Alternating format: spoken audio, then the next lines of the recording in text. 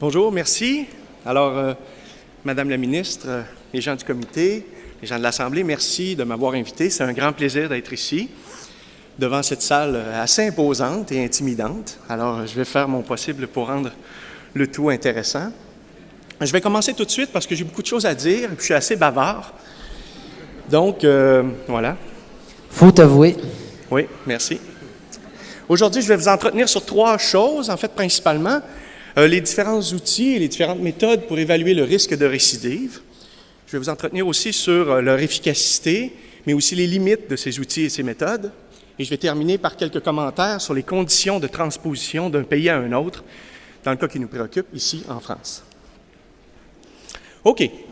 La question de l'évaluation du risque de récidive, c'est une question assez épineuse. Elle a beaucoup changé, les méthodes ont beaucoup changé au fil des 30 dernières années, du moins au Canada. Et on a investi énormément d'énergie pour bonifier ces façons de faire-là. Et la raison pour laquelle on s'est tourné vers des évaluations plus structurées, en fait, c'est le fait que les travaux de recherche montraient assez clairement que l'évaluation basée sur ma simple compétence d'expert ou de clinicien n'était pas suffisante pour bien prédire la récidive. C'est un constat avec lequel on a eu beaucoup de difficultés. En fait, ça a amené toutes sortes de discussions assez importantes et houleuses au Canada, vous vous en doutez bien. Ça a amené plusieurs chercheurs de concert avec des cliniciens à développer des outils d'aide à la décision pour estimer le risque de récidive. On pourrait rendre ça assez complexe, mais j'ai décidé d'essayer de simplifier ça. Je vous dirais qu'il y a 4 grandes familles d'instruments structurés ou de méthodes structurées. La première, la plus simple, qui est apparue historiquement la première, c'est l'évaluation du risque basée sur les facteurs statiques. Qu'est-ce qu'on entend par les facteurs statiques habituellement? Ce sont des caractéristiques personnelles des auteurs d'infractions qui sont statistiquement associés à un plus haut risque de récidive. Bien entendu, ce sont des marqueurs d'un risque de récidive. Certains vous diront, ils n'ont pas nécessairement pour objectif d'expliquer le comportement délinquant, c'est surtout de prédire et d'identifier les personnes à plus haut risque. Bien entendu, comme certains d'entre vous, il y a des personnes qui étaient plus ou moins à l'aise avec l'utilisation de ces instruments-là, d'autres qui y voyaient une grande utilité. Et c'est pour cette raison-là que plusieurs chercheurs se sont tournés vers l'intégration des facteurs qu'on appelle dynamiques. Les facteurs dynamiques étaient des aspects beaucoup plus cliniques, beaucoup plus proches de ce que voit le clinicien au quotidien. Et donc, ils se sont basés, ces personnes-là, sur la recherche scientifique pour identifier à la fois les facteurs statiques associés à la récidive, mais aussi les éléments cliniques à considérer dans l'évaluation des auteurs d'infractions.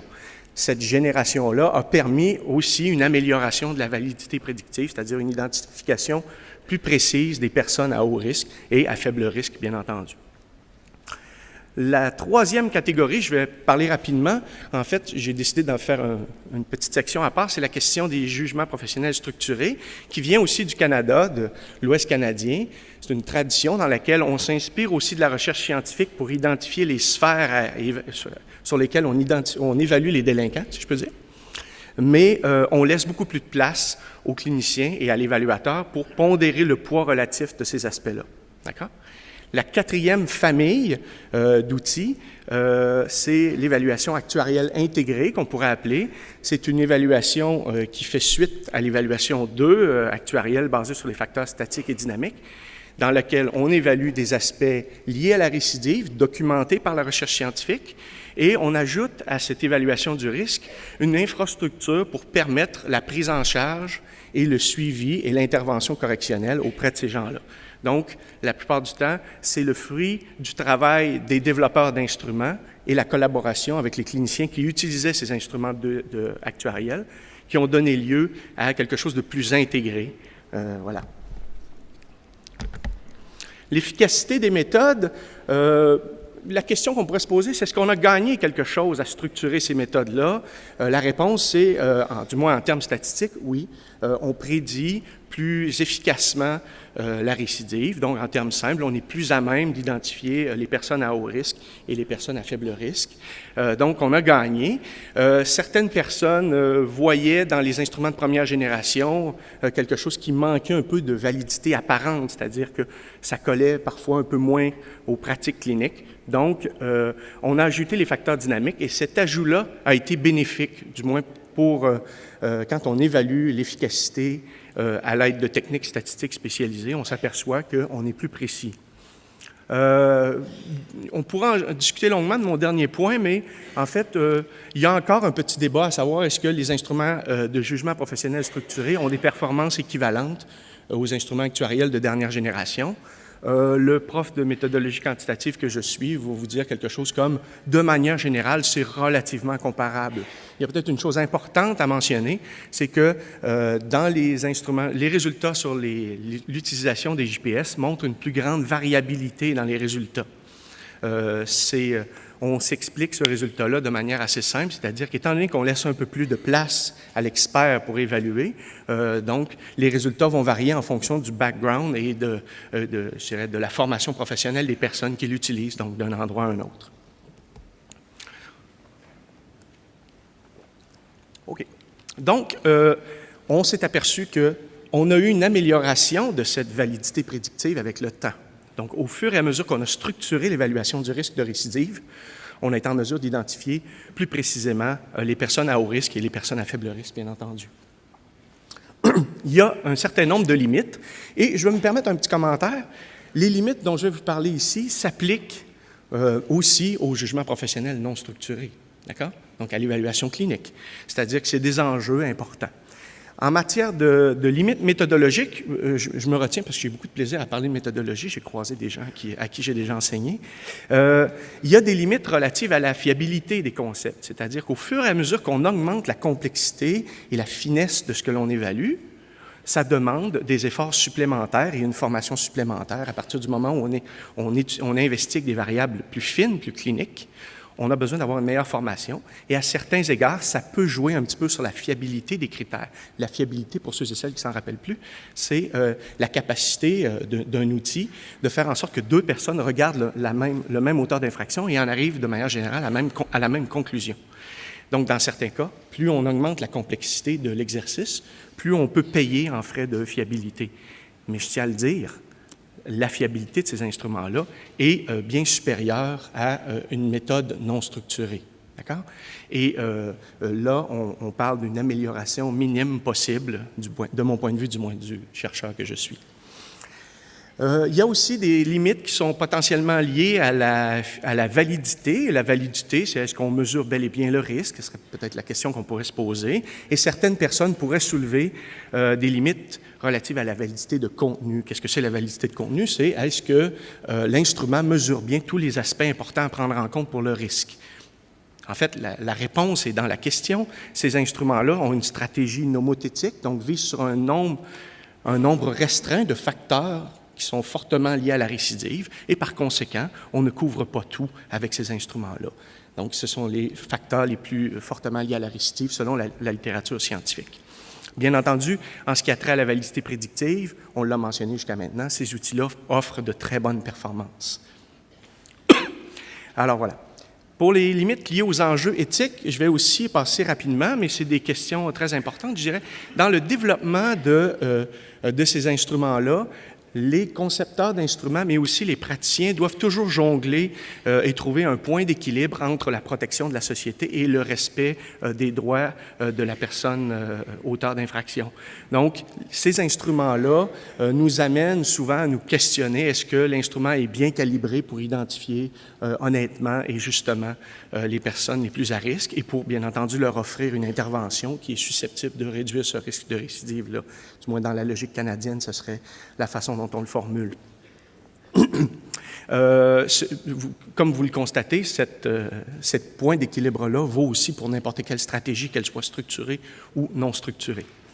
Les concepteurs d'instruments, les chercheurs, pardon, et les cliniciens ont aussi à cœur la question de dire avec un instrument comme celui, peu importe lequel, on doit s'assurer qu'il est bien utilisé. C'est-à-dire qu'il y a des instruments qui ont été développés pour prédire une récidive générale, donc non violente et non sexuelle. Il y a des instruments qui ont été développés et calibrés pour prédire une récidive violente et d'autres pour prédire une récidive sexuelle.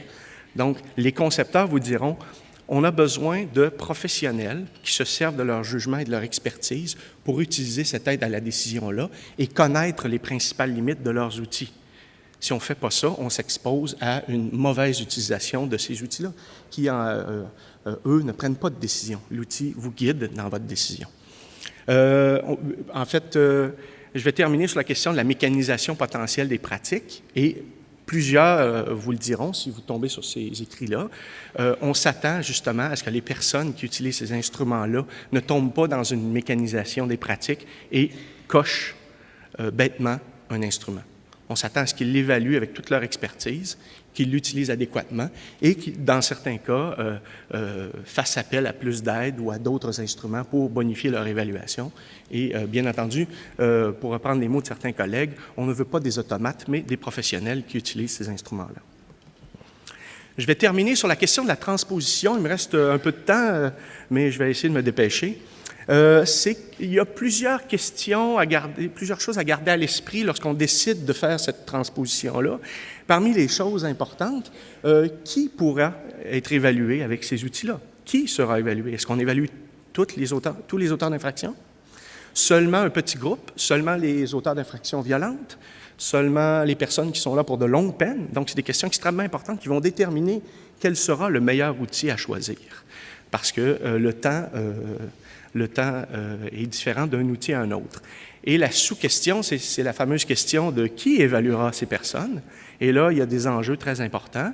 Dans le champ de la psychiatrie légale, il y a beaucoup de gens qui vont se tourner vers des instruments GPS. Et bien entendu, compte tenu du fait que ça demande une expertise particulière, comme par exemple chez nous au Canada, les GPS sont réservés principalement aux psychologues et aux psychiatres. Donc là, ça réduit de manière importante les personnes qui sont susceptibles d'évaluer les personnes contrevenantes, les auteurs d'infractions. Et notre objectif, c'est quoi? Est-ce que c'est d'estimer la viabilité des mesures d'élargissement? Est-ce qu'on veut simplement prédire ou on veut identifier des cibles d'intervention qui sont susceptibles de réduire la récidive lorsqu'on s'y attaque par le biais d'une intervention correctionnelle, par exemple? Et bien entendu, il y a la question du type de récidive. Tous les outils ne sont pas prévus pour prédire le même type de récidive et on doit être au fait de ces choses-là pour prendre le bon outil, le bon instrument. Je l'ai dit dans mon texte, si vous avez l'occasion de le lire, en fait, ces outils-là ne règlent pas tout.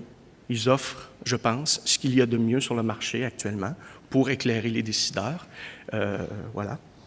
Je termine sur la fameuse question de, je dirais, 3 conseils un peu bienveillants, mais bon, j'apprendrai rien à personne ici aujourd'hui. Pour s'assurer d'une implantation efficace, utile, d'outils comme ceux-là, on doit absolument préparer le changement organisationnel. C'est crucial. Donc, au Québec, moi, je vous donne l'exemple du Québec. Moi, j'ai participé à ça. On a formé et informé beaucoup de partenaires du système correctionnel, les magistrats, les maisons de transition, les commissions de libération conditionnelle, de pourquoi on choisit un instrument comme celui-là, quels sont ses avantages et ses inconvénients, et quel est le background théorique derrière l'instrument. Ça va faire en sorte que les partenaires vont mieux comprendre le rationnel qui sous-tend l'utilisation. La question de la formation des utilisateurs est aussi cruciale. En fait, tous les instruments que je vous ai présentés, peu importe la génération, demandent au bas mot 2 ou 3 ou 4 jours de formation spécialisée par un expert dans le domaine pour avoir le droit d'utiliser ces outils-là. Et bien entendu, il y a un suivi de l'application de ces outils-là. Les concepteurs souhaitent qu'on utilise correctement leurs outils, bien entendu. Et je vais terminer sur une note un peu plus joyeuse, de mon point de vue. Souvent, plusieurs auteurs vont vous mentionner l'importance de faire en sorte d'unir les pratiques de recherche empirique, scientifique et systématique et la pratique clinique. Donc, la plupart des organisations, des ministères et des États qui ont implanté ce genre d'outils-là se sont dotés d'une infrastructure de recherche dans laquelle on a des personnes qui vont travailler à l'étude des résultats qui sortent de cette évaluation-là, des bénéfices, et bien entendu, ça permet un emmagasinage systématique des caractéristiques des personnes, bien entendu pour mieux les comprendre, mais surtout probablement pour avoir une palette de services qui est beaucoup plus adaptée aux difficultés que ces personnes-là peuvent rencontrer. Voilà. Merci Jean-Pierre Gay.